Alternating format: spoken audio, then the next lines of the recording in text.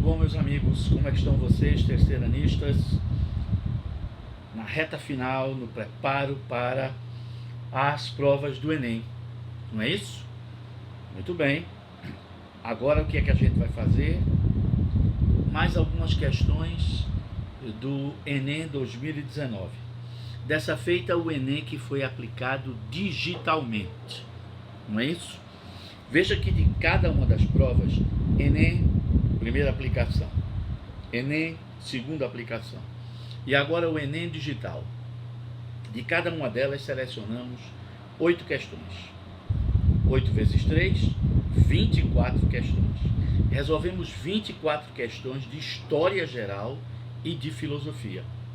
Ora, levando-se em consideração que uma prova tem 45 questões de história geral, história do Brasil, geografia, filosofia e sociologia, o que é que você percebe? Na verdade, a gente resolveu muito mais questões do que normalmente você encontra dentro da prova do Enem. Tá vendo? Demos uma varrida, escolhemos questões de cada uma das provas que pudesse tocar a programação. E principalmente aqueles assuntos que são mais presentes dentro das provas do Enem. Com as questões do SSA, que vocês resolvem sempre, não é? Com as nossas revisões, com os nossos simulados, com as nossas AQ e AU, você veja a quantidade de testes que ao longo do ano letivo você já resolveu, você já treinou. O nome disso é Colégio NAP. Seriedade naquilo que faz. Uma equipe que está dedicada a fazer com que o seu objetivo seja alcançado. Então, deixe de aperreio à toa, deixe de preocupação desnecessária. Você está sendo bem preparado. Se você seguiu as nossas orientações ao longo desse ano, treinando sempre, você está preparado. Não pense que a prova vai ser diferente do que você faz aqui no colégio toda semana, a cada 15 dias, não é? E durante os nossos simulados, tá bom? Desse simulado digital, eu reservei as questões 47, 48, 51, 54, 56, 59 e 60. É isso?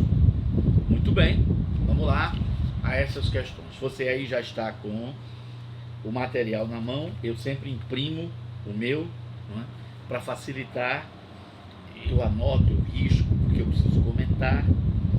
Muito bem, primeira questão é sobre filosofia, e filosofia patrística, aquele primeiro momento da formação da filosofia cristã.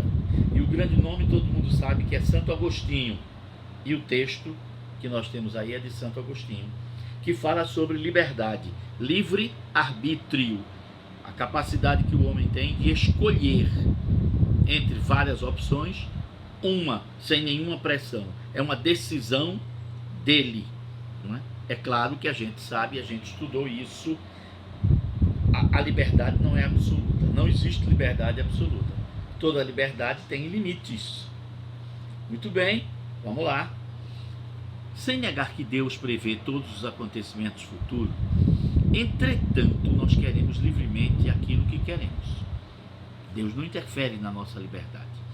Porque se o objeto da presciência é o conhecimento, a presciência divina é a nossa vontade, é essa mesma vontade assim prevista, que vai se realizar. Haverá, pois, um ato de vontade livre, já que Deus vê esse ato livre com antecedência. Deus apenas sabe o que você vai escolher, como você vai agir, mas Ele não determina como você vai agir. É claro que a sua ação no mundo tem limites, né? Você não pode fazer tudo o que você quer. Não é porque Deus proíbe, É porque a moral proíbe, as leis proíbem, os costumes, os hábitos, a tradição. Por mais livre que seja o homem, dentro do meio social existem limitações. Essa discussão sobre liberdade, livre-arbítrio, proposta pelo filósofo Santo Agostinho de Hipona, indica que a liberdade humana apresenta qual é a característica? Letra E, autonomia irrestrita. A gente disse no começo, antes de ler a questão, toda liberdade tem limite. Não é Deus que impõe o limite, é a sociedade. Então não pode ser a letra E. Letra D, toda liberdade tem uma utilização facultativa. Eu posso ou não ser livre. Não existe isso. Lembra de Sartre? A frase de Sartre sobre liberdade: o homem está condenado a ser livre. Você tem que escolher, sempre, o tempo inteiro. E pode errar, mas tem que escolher. Não pode ser a letra D. Aplicação à liberdade é uma aplicação subsidiária, ou seja, é um adereço, um adendo, um enfeite, um apêndice, alguma coisa a mais dentro da condição humana. Não. A condição humana, entre outras coisas, é ser livre. O homem é um ser racional e é um ser livre. Um ser de direitos e um ser de obrigação. Não é isso? Não pode ser a letra C. Competência absoluta. A liberdade é uma competência absoluta. Quer dizer, feito reis, feito Luís XIV, o Rei Sol não tem limites. A gente já viu que isso é a letra E com outras palavras e está errado. Letra B, a liberdade apresenta uma natureza, uma qualidade condicionada. Toda liberdade tem uma condição. E qual é a condição? Há um limite.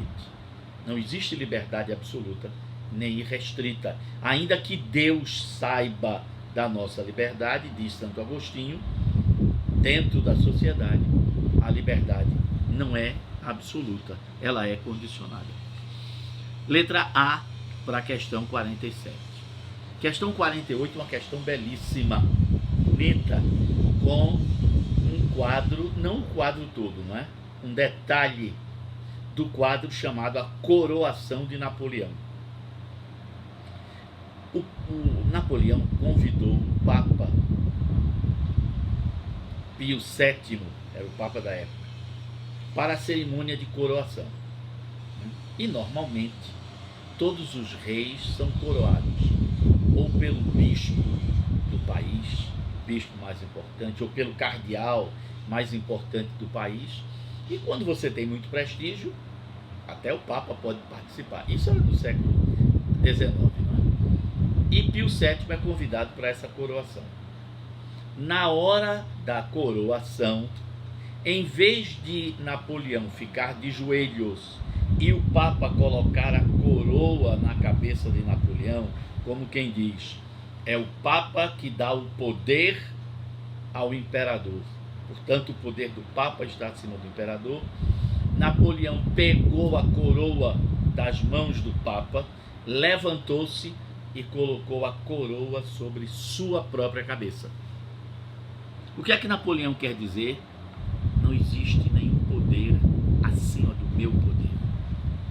Ninguém manda mais do que o imperador Napoleão, nem o representante de Deus. Ele está aqui apenas para abençoar o meu poder. O que é que Napoleão quer dizer com isso? Se você examina o quadro, você vê que os prelados presentes, não é? Os membros do clero, os bispos, você conhece que são bispos, não é? Pelo chapéu que eles estão usando. Esse chapéu é chamado mitra, é o símbolo do poder dos bispos. Eles estão olhando, não é? Segurando, não é? Os báculos. Báculo é esse cajado que representa o poder do bispo. O bispo não é um pastor, então ele tem o poder sobre suas ovelhas. Note que está todo mundo aí olhando para o gesto do imperador. O quadro é de um pintor oficial da corte de Napoleão, chamado Jean-Louis David. Ele foi um pintor que fez muitos quadros, não é, sobre a corte e o poder de Napoleão. Muito bem, o gesto representado no quadro, Napoleão segura a coroa e vai colocar sobre sua própria cabeça. Veja que Napoleão já tem na cabeça uma coroa de louros, que era típica, não é, do poder dos Césares, dos imperadores de Roma. O que é que Napoleão está querendo dizer? Que ele é um novo César. Não? E como os Césares de Roma eram augustos divinizados, ele também é uma pessoa especial. E, portanto, ele não tem que estar submetido a ninguém. Simboliza uma diferença entre o Império Napoleônico e a monarquia absolutista. Os reis absolutistas se ajoelhavam para que o Papa colocasse a coroa na cabeça deles. Napoleão, ele próprio se coroa. Qual é a diferença entre os dois gestos? Napoleão quer mostrar o quê? Que ele está reduzindo o poder do clero, reduzindo os privilégios do clero, reduzindo o papel do clero dentro da política. Todos estão abaixo do poder de Napoleão. Interpretar essa imagem é responder a questão, não é? Então, você está vendo que tem algumas alternativas que são absurdas. Letra E, desrespeitar a propriedade privada. Suspender as pensões da nobreza. Controlar a organização judiciária. Não existe nenhuma propriedade aí que Napoleão esteja desrespeitando.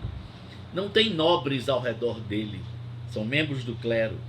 Não tem juízes ao redor dele, são membros do clero. Instaurar censura à imprensa. Cadê os jornalistas? Só tem aí padre, bispo. Reduzir a autoridade do clero. Letra A para a questão 48, tranquilamente. Questão 51, filosofia. Os sofistas. Sofistas eram aqueles professores de retórica e de oratória, para ensinar os jovens a falar bem e a argumentar bem. Oratória, falar bem. Retórica, argumentar bem. Para quê? Para seguir a carreira política. Sofistas cobravam pelo que ensinavam. Os sofistas foram mal vistos. Por quê? Porque para eles não interessava se o que você ia defender era bom ou ruim, justo ou injusto. O que ele queria era ensinar a você a argumentar para defender aquela causa. Pronto. Os sofistas, portanto, relativizavam a virtude, a moral, a tradição, os costumes, a verdade. Para os sofistas, o que interessava é: chegaremos a que resultado, queremos alcançar que objetivo, então vamos usar os meios possíveis. Está vendo? Maquiavel, muitos séculos depois, vai pensar nisso. Chegar a determinados objetivos, eu tenho que usar os meios que são possíveis. Ele nunca disse a frase "o fim justifica os meios", mas isso resume bem as ideias de Maquiavel no livro O Príncipe. Muito bem, por isso os sofistas serão combatidos por Sócrates, principalmente, e por Platão. Mas atenção, alguns sofistas se tornaram filósofos, e tentaram explicar o que significava esse relativismo. Não é que não exista a verdade, mas a verdade ela não é eterna, nem é absoluta. Não é que não exista a moral, a ética, o certo e errado, mas isso varia de sociedade para sociedade e de época para época. Então, esses poucos sofistas que se tornaram filósofos, eles tentaram organizar o entendimento do relativismo, sem que houvesse um relativismo né, absoluto, completo e total. Vamos ao texto. Os sofistas inventam a educação em ambiente artificial, o que se tornará uma das características de nossa civilização. É porque a educação inicialmente era dentro de casa, era o pai que educava o filho para ser cidadão. Os sofistas agora substituem os pais, né? Eles criaram a escola, não é isso? Um ambiente artificial que não é a casa, para ensinar, para educar. Eles são profissionais do ensino, professores particulares. Antes de tudo, pedagogos, aquele que carrega a criança, aquele que conduz a criança ao aprendizado. Ainda que seja necessário reconhecer a notável originalidade de filósofos sofistas, como Protágoras, Górgias, Antifonte, por exemplo. Por um salário, eles ensinavam a seus alunos receitas que lhes permitiam persuadir os ouvintes, defender com a mesma habilidade o pró e o contra, conforme o entendimento de cada um. Não quero saber se é bom ou mal, se é certo ou errado. É para defender?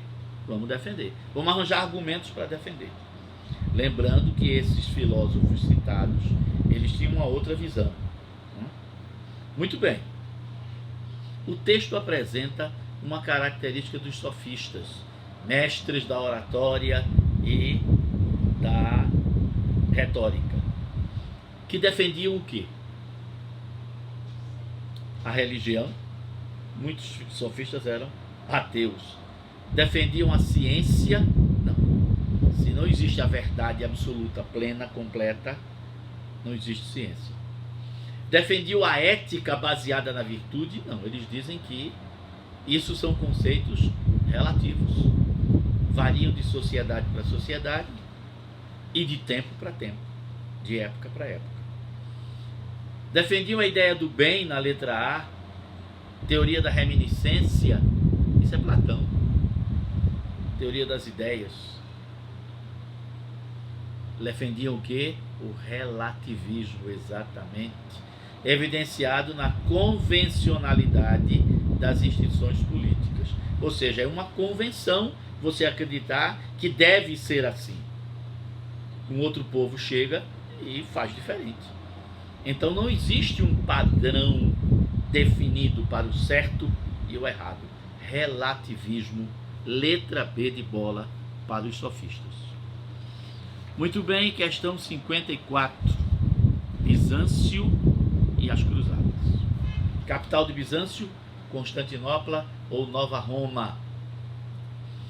Constantinopla, aquela cidade vasta e esplêndida, 500 mil de habitantes, à época das cruzadas em 1097, com toda a sua riqueza, sua ativa população de mercadores e artesãos, seus cortesãos, seus nobres com seus mantos em seda, brocado, damasco, como magistrados, mantos civis, e as grandes damas, as mulheres da nobreza, ricamente vestidas, cheias de joias, adornadas, com seus séquitos, conjunto de empregados, eunucos e escravos, despertaram nos cruzados um grande desdém. Aquele esplendor, aquela riqueza, muitos cruzados viam aquilo como vaidade, orgulho, pecado, soberba, mas também mesclado a um desconfortável sentimento de inferioridade. Puxa vida, eu queria ser assim, soberbo, orgulhoso, rico. Que contradição, não é? Viam o pecado, mas ao mesmo tempo, puxa vida, que vida maravilhosa esse povo leva, né? São sentimentos antagônicos que o mundo inteiro, em todas as épocas, sempre sentiu. A reação dos europeus, quando defrontados com o luxo, o esplendor de Constantinopla, ocorreu em função das diferenças que existiam entre o Oriente e o Ocidente feudal. O que era o Oriente de Constantinopla? Era o mundo do comércio internacional, da Rota da Seda, do Mediterrâneo unindo sociedades e civilizações. Artigos de luxo de todo lugar, de toda procedência, indo e voltando. E o Ocidente feudal? Ligado à terra, camponeses, dependendo do clima, uma vida muito rústica, muito rude, muito brutal, sem refinamento. Esse era o mundo feudal, onde as poucas cidades não tinham um grande esplendor, não chegavam nem perto. A cidade mais rica da Europa naquela época, 1097, era Veneza. Veneza tinha 40 mil habitantes. Era uma cidade rica porque era uma cidade comercial. Comerciava com Bizâncio. Paris tinha 12 mil pessoas. 500 mil de ratos. Isso era o mundo feudal. Então, quando esse pessoal sai da França, da Alemanha, né, da Suíça, Bélgica, Holanda, Áustria, vem lá da Inglaterra e chega a Veneza, já toma um choque, né? Uma cidade de 40 mil habitantes. Aí pegam os navios, aí saem de Veneza pelo mar Adriático para chegar a Constantinopla. 500 mil de habitantes. Pensa o choque que esse povo teve. São duas sociedades diferentes. Uma sociedade rural, agrícola, de subsistência, e uma sociedade comercial, manufatureira, rica, esplendorosa, fora do comum. Pronto.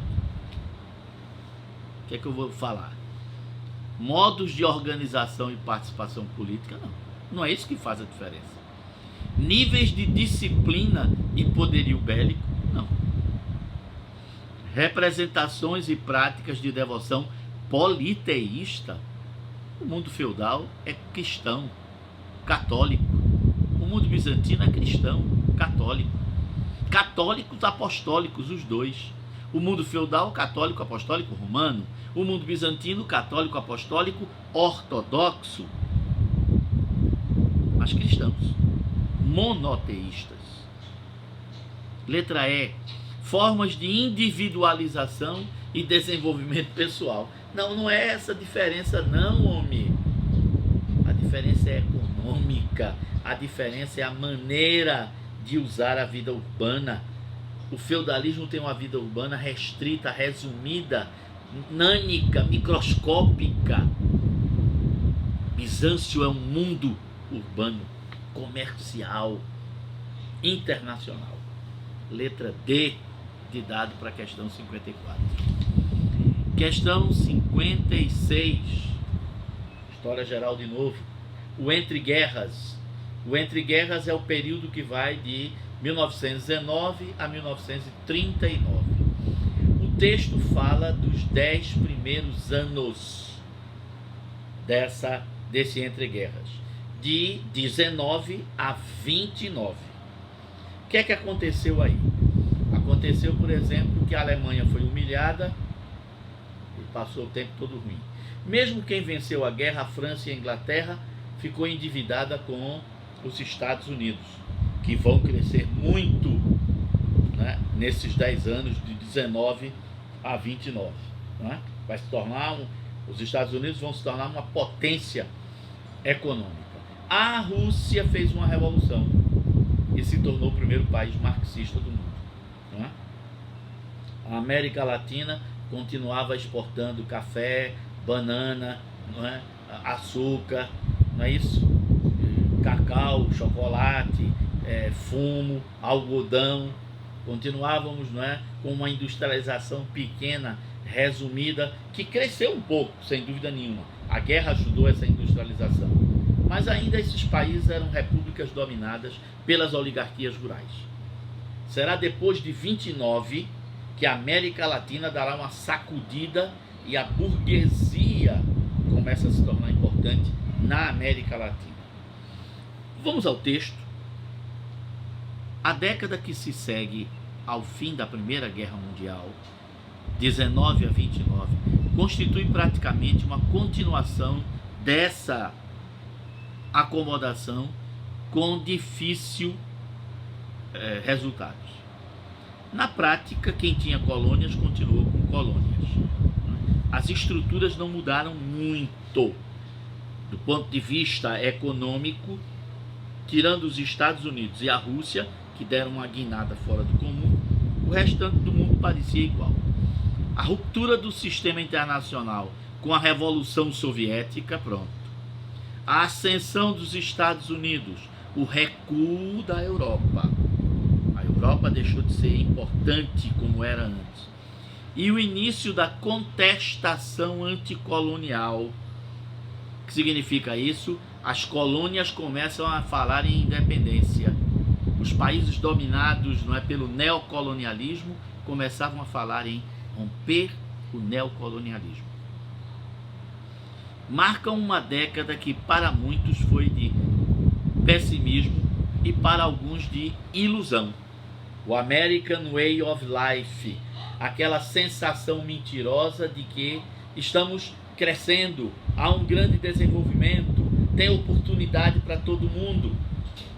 Quando a gente estudou esse período dos Estados Unidos, o entre-guerra, viu que isso era uma ilusão mesmo. Aquele crescimento não era para todos, não era para todo mundo. Seguindo, que bruscamente se encerra com o crack da Bolsa de Nova York, a Bolsa de Valores em Nova York. E vem a Grande Depressão. Com a crise de 29, terá início a preparação de uma nova guerra mundial. Na verdade, a humilhação da Alemanha, não é isso? Já era um sinal de que esse negócio ia dar errado. O aparecimento do nazismo, do fascismo, também são motivos para essa guerra. Eu diria que antes de 29 já havia sinais de que nós teríamos uma nova guerra. Mas, seguindo o texto, os eventos mencionados no texto contribuíram fortemente para a ascensão de regimes propensos a um novo conflito armado. Esses regimes são os totalitarismos, não é? O nazismo e o fascismo. Primeiro o fascismo italiano, depois o nazismo. Por que isso foi ambiente para o fascismo e o nazismo? Porque, entre outras características, os totalitarismos diziam que o fracasso que nós estávamos vivendo naquela época era provocado pela democracia liberal burguesa, pela frouxidão das democracias em permitir o crescimento de socialistas, anarquistas, sindicalistas e, pior, comunistas. Que a democracia, palavras de Mussolini, era um cadáver apodrecendo. Tem que se acabar a democracia. Não tem gente hoje defendendo a ditadura militar, fechamento do Congresso, do Supremo Tribunal Federal, ditadura militar no Brasil. Pronto. São as mesmas pregações dos fascistas e dos nazistas. Aí, quando esse povo ouve algum democrata dizer isso são ideias fascistas, isso são ideias nazistas, aí eles dizem que não é, ao contrário, estamos defendendo a democracia para evitar o comunismo. Esse povo está louco. Esse povo está cheirando pó de gesso, está bebendo água do vaso sanitário. Não é possível que alguém defenda a ditadura militar, fechamento de congresso, coisa e tal. Isso são pensamentos absurdos. Onde é que está a resposta desse negócio? Letra A é um absurdo. Letra B é exatamente o que eles combatiam. O socialismo estava crescendo. Anarquistas nunca chegaram ao poder. Letra E, ao contrário, estava se fortalecendo os exércitos nacionais. O militarismo. Letra D, corroeram a legitimidade das democracias liberais burguesas. Então, é isso daí. Para a questão 56, letra D de dado. Questão 59, atualidades. O presidente da Rússia, Vladimir Putin, né, que já está há 20 anos no poder, ele se reveza 8 anos como presidente, 8 anos como primeiro-ministro. 8 anos como presidente, 8 anos como primeiro-ministro. É um czar.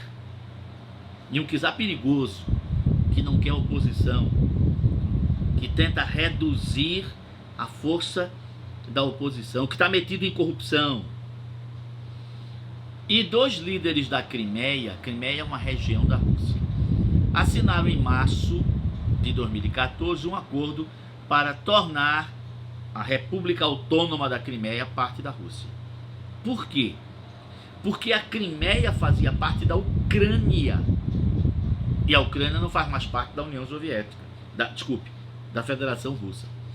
O tratado foi assinado 2 dias após o povo da Crimeia aprovar em referendo, a separação da Ucrânia e a sua reunificação com a Rússia. É como se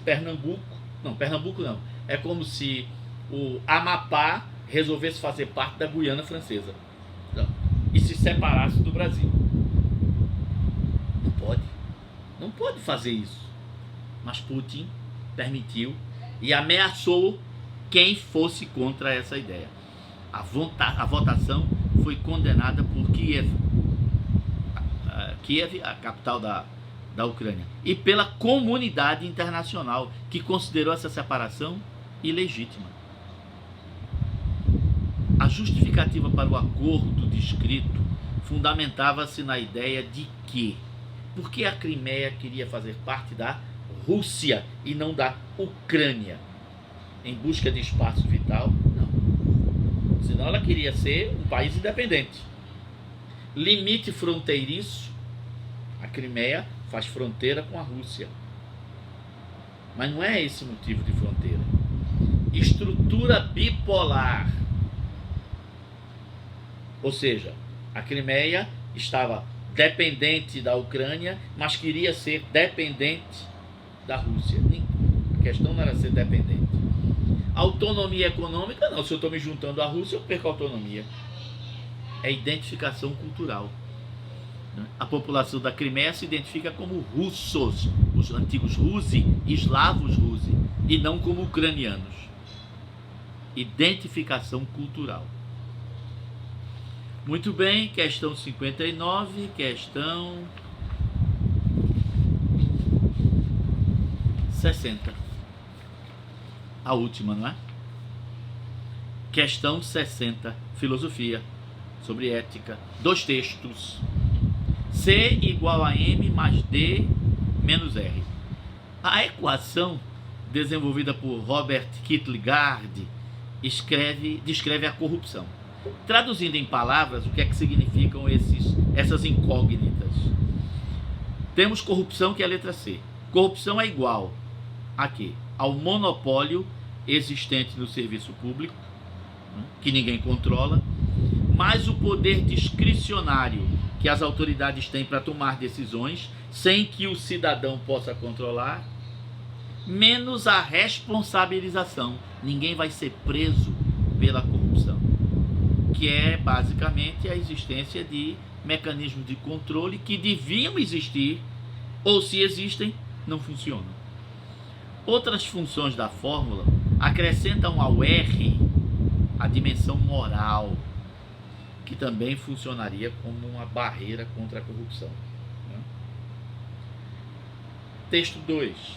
Corrupção significa transação ou troca entre quem corrompe e quem se deixa corromper. Trata-se normalmente de uma promessa de recompensa em troca de um comportamento que favoreça aos interesses do corruptor. A corrupção não está ligada apenas ao grau de institucionalização, à amplitude do serviço público e ao ritmo de mudanças sociais. Não, tem mais coisa na corrupção. Está também relacionada com a cultura das elites e das massas. Porra, se eu tenho poder, por que é que eu não posso desfrutar do poder? E do povo? Ele rouba, mas ajuda os pobres. Ou seja, há uma ideologia que justifica, né, e garante a existência da corrupção. Depende da percepção que tende a variar no tempo e no espaço. O primeiro texto é de Hermann Schwarzman, A Fórmula da Corrupção.